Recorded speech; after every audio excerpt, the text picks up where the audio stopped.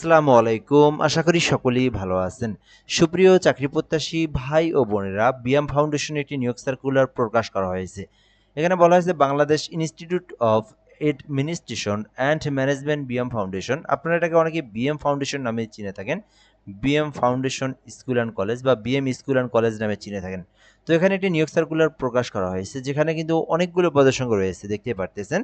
এখানে আপনাদেরকে বিস্তারিত তথ্যগুলো দেওয়া রয়েছে, যেখানে পদের নাম, পদের সংখ্যা, বেতন স্কেল, শিক্ষাগত যোগ্যতা, অভিজ্ঞতা এবং কিভাবে আবেদন করবেন, আবেদন সংক্রান্ত প্রসেসটাও দেওয়া রয়েছে। তো সম্পূর্ণ ভিডিওটা আপনারা শেষ পর্যন্ত দেখবেন, তাহলে আপনি এই নিয়োগ সার্কুলার নিয়ে সকল ধরনের তথ্য এই ভিডিওর মাধ্যমেই জেনে নিতে পারবেন।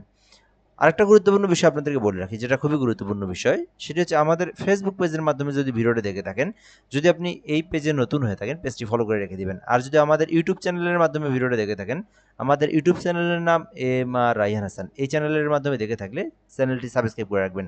তাহলে কি হবে, বাংলাদেশের যত নিয়োগ সার্কুলার রয়েছে সরকারি, সকল নিয়োগ সার্কুলার আপনি আমাদের মাধ্যমে সবার আগে জেনে নিতে পারবেন। তো এখানে বলা হয়েছে যে বিএম ফাউন্ডেশন ঢাকা ও বিএম ফাউন্ডেশনের আঞ্চলিক কেন্দ্র কক্সবাজারের নিম্নবর্ণিত পদে নিয়োগের নিমিত্তে প্রকৃত বাংলাদেশি নাগরিকদের নিকট হতে দরখাস্তের জন্য আহ্বান করা যাচ্ছে।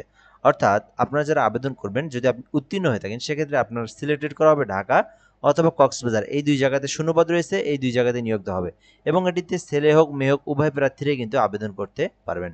আশা করি আপনারা বুঝতে পেরেছেন। তো এখানে প্রতিষ্ঠানের নাম দেওয়া রয়েছে, বিএম ফাউন্ডেশন ঢাকাতে নিয়োগ দেওয়া হবে, PS2 ডিজিতে নিয়োগ দেওয়া হবে, যেখানে একটি পদ রয়েছে, 32 বছর পর্যন্ত আবেদন করতে পারবেন। নবম গ্রেডে নিয়োগ দেওয়া হবে, যেখানে মাস্টার্স ডিগ্রি থাকলে আবেদন করা যাবে। হোস্টেল ম্যানেজার নিয়োগ দেওয়া হবে, যেখানে কিন্তু বলা হয়েছে যে কোনো বিষয়ে দ্বিতীয় শ্রেণীর স্নাতক সহ মাস্টার্স থাকলে আবেদন করতে পারবেন। এখানে কিন্তু একটি পদ রয়েছে, নবম গ্রেডে নিয়োগ দেওয়া হবে। এছাড়াও এখানে প্রশাসনিক কর্মকর্তা নিয়োগ দেওয়া হবে, যেখানে কিন্তু যে কোনো স্বীকৃতি বিশ্ববিদ্যালয় হইতে যে কোনো বিষয়ে মাস্টার্স থাকলে আবেদন করতে পারবেন। আর এখানে কিন্তু দশম গ্রেডে নিয়োগ দেওয়া হবে।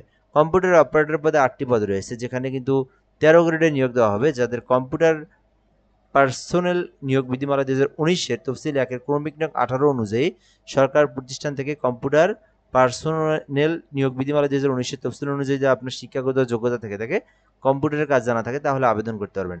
ক্যান্টিন সুপারভাইজার নিয়োগ দেওয়া হবে 14 গ্রেডে, যেখানে বলা হয়েছে যে স্নাতক অথবা ডিগ্রি অর্থাৎ 2 বছরের অভিজ্ঞতা সহ অনার্স অথবা ডিগ্রি পাস থাকলে আবেদন করতে পারবেন।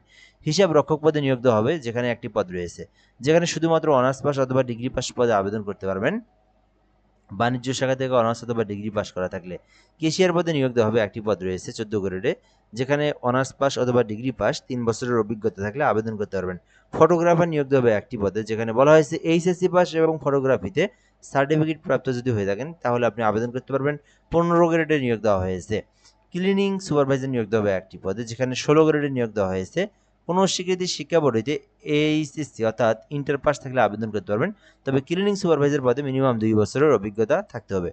এরপরে রয়েছে এখানে ভিডিও ক্যামেরা অপারেটর, যেখানে কিন্তু একটি পদ রয়েছে, 18 গ্রেডে নিয়োগ দেওয়া হয়েছে, এসএসসি পাস থাকলে আবেদন করতে পারবেন।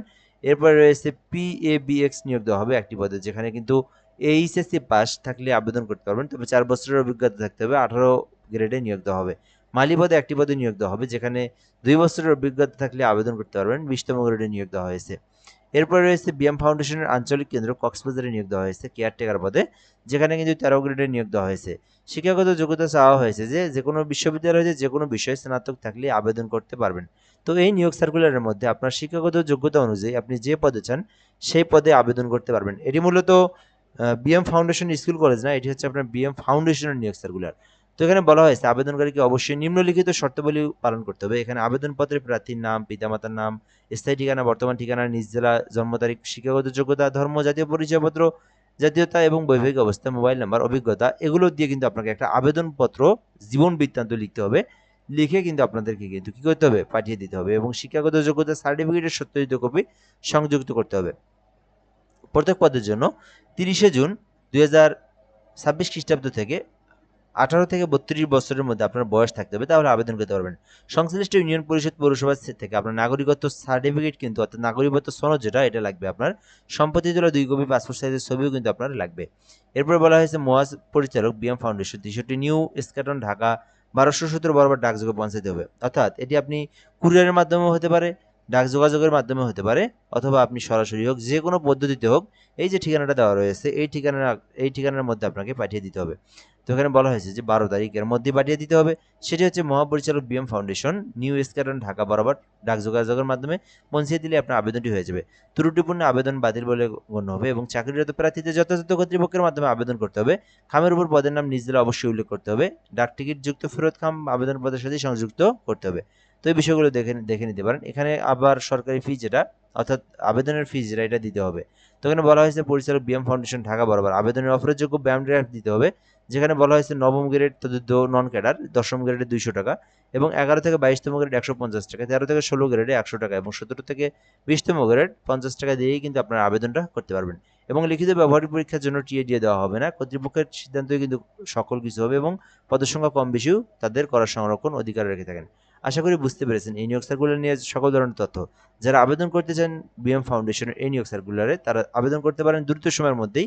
আপনারা কিন্তু এখন আবেদন করতে চাইলে আপনারা এই নিয়োগ সার্কুলারটা কিন্তু আবেদন করতে চাইলে আপনার যে ডকুমেন্টগুলো, এগুলো কিন্তু আপনাকে সরাসরি বা যে কারো মাধ্যমে এই তারিখের মধ্যেই পৌঁছিয়ে দিতে হবে। তো ভিডিওটা পর্যন্তই, ধন্যবাদ, ভালো থাকবেন, আসসালামু আলাইকুম।